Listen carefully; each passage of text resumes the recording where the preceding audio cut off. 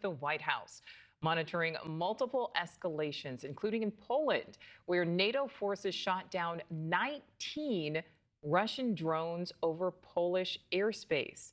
That incursion setting off alarm bells within NATO as President Trump schedules a meeting with Poland's president. But it also comes a day after Israel launched attacks in Qatar. That strike targeting Hamas leadership in the country. And now Qatar is warning of retaliation. We have a lot to get to this hour. Shosh Bedrosian is watching developments out of Israel. We start with correspondent Robert Sherman, who is live in Ukraine's capital of Kyiv.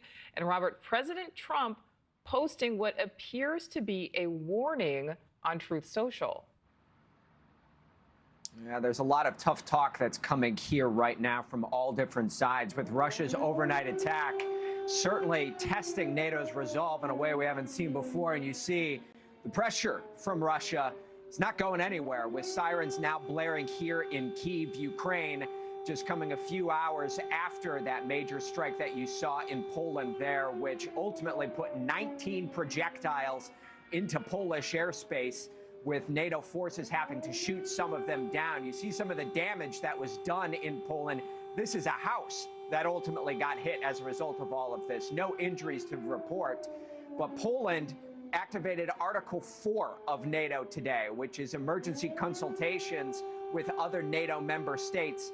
The last time that happened, the day the war in Ukraine broke out back in February of 2022, with other NATO allies, such as British Prime Minister Keir Starmer, saying the time is now to up the pressure on Russia. We will stand firm in our support for Ukraine. With our partners and through our leadership of the coalition willing, we will continue to ramp up the pressure on Putin until there's a just and lasting peace.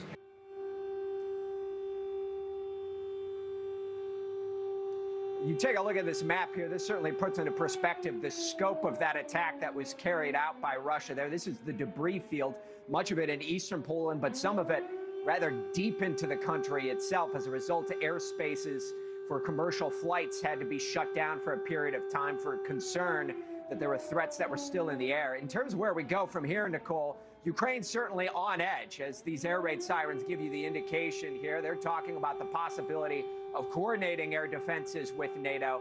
There are going to be a lot of pivotal conversations that take place this week, as evidenced by these sirens here. Very much so an active, tumultuous situation. Nichole. Yeah, those sirens are really putting the potential danger into focus for us. You know, we can hear it, with our own ears here. Robert, what kind of response are we hearing from Russia?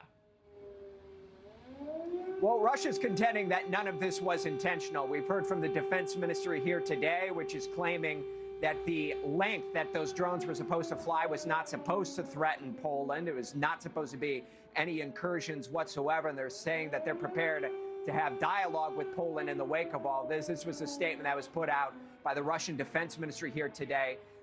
None of this is being bought by the West. I should point out here, Nichole, that you just had Poland's foreign minister a short while ago saying that the takeaways that NATO is having to this point is that they believe that these were deliberate targets carried out by Russia. They do not believe this was a matter of drones veering off course.